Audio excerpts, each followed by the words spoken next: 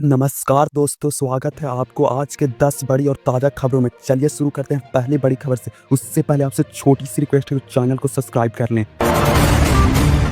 Rail मंत्री अश्विनी वैष्णव ने bullet train project का एक बड़ा अपडेट दिया है। शनिवार के केंद्रीय मंत्री गुजरात के सूरत और बेलीमोर के बीच भारत का पहला बुलेट ट्रेन परियोजना का 50 किलोमीटर वाला हिस्सा के 2027 में शुरुआत होगा और 2029 तक मुंबई अहमदाबाद बीच के पूरा खंड चालू कर दिया जाएगा। यानी 2029 तक भारत में पहली बुलेट ट्रेन चलती शुरू हो जाएगी। पीएम किसान योजना के 21वीं किस्त का पैसा केंद्र सरकार ने 3 राज्यों को किसानों के समय से पहले भेज दिया। दरअसल जिन 3 राज्यों को इंस्टॉलमेंट समय से पहले भेजी गई है, वह बाढ़ की वजह से किसानों को बहुत नुकसान उठाना पड़ा था।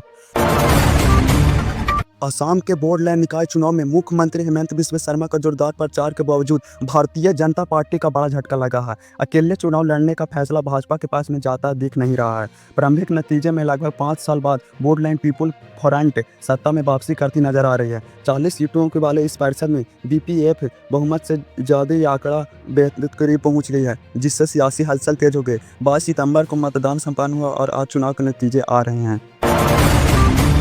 बिहार में 2025 चुनाव से पहले राजनीतिक सरगर्मी तेज हुई। हाल ही में अमित शाह एरिया में लालू यादव को बिहार लूटने का आरोप लगाया है और एनडीए के लिए 160 से ज़्यादा सीट जीतने का लक्ष्य रखा है। उन्होंने बिहार दौरे के दौरान सुरक्षा में चूक मुख्यमंत्री नीतीश कुमार को लालू यादव को ससुर कहे जाने पर रोहिणी आचार्य ने दिमागी तौर पर बिचपत और बादजुबान तौंदे वाले अंकल कहा है। बीजेपी चुनाव के लिए 45 नेताओं को टीम में उतार रही है।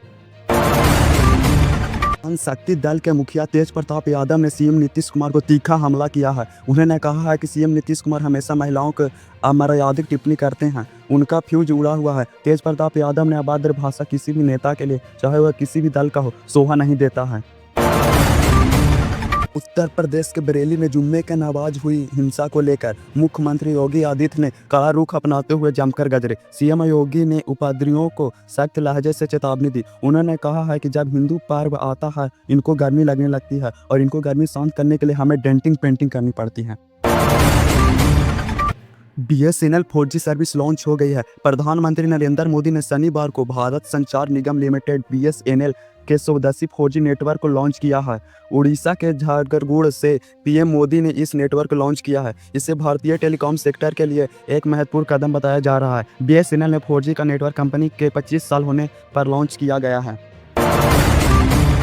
एशिया कप 2025 के सुपर 4 मुकाबले में भारत ने श्रीलंका को सुपर ओवर में हराया। रोमांचक मैच टाई होने के बाद खेल सुपर ओवर में गया। सनात सूर्या ने सनाका के रन आउट पर अंपायर को फैसले पर सवाल उठाया और आईसीसी नियमों को सुधार की मांग की। जय सूर्या ने सुपर ओवर तक खेल जाने के अनिच्छा की भी जताई। निशंका चोट के कारण सुपर ओवर में नहीं खेल पाए। अब भारत फाइनल के मुकाबले पाकिस्तान से होगा।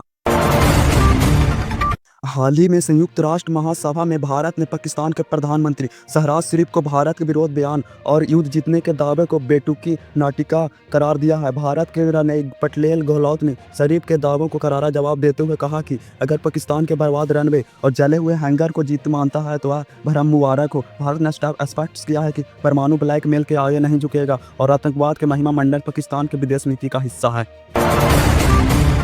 इजरायली प्रधानमंत्री बेंजामिन नेतन्याहू ने संयुक्त राष्ट्र महासभा में अजीबोगरीब विरोध का सामना करना पड़ा। नेतन्याहू भाषण देने आया तो कुर्सियां खाली हो गई। अचानक से राजनीतिकों ने बाइकआउट कर दिया। फिर भी नेतन्याहू ने भाषण दिया। राजनीतिकों का बाइकआउट का यह विरोध इजरायल के गाजा में कार्रवाई और फिलिस्तीन की उसकी नीति को लेकर किया गया। इस बीच नेतन्याहू ने युद्ध को लेकर कड़ा रुख अपनाते हुए कहा कि हमें गाजा में काम तेजी से पूरा करना होगा। तो दोस्तों, ये थी आज की बड़ी और ताज़ा खबरें। आपको कौन सी खबर सबसे ज़्यादा चौंकाने वाली लगी, कमेंट करके बताइए और अगर वीडियो अच्छा लगा तो लाइक और सब्सक्राइब करना ना भूलें।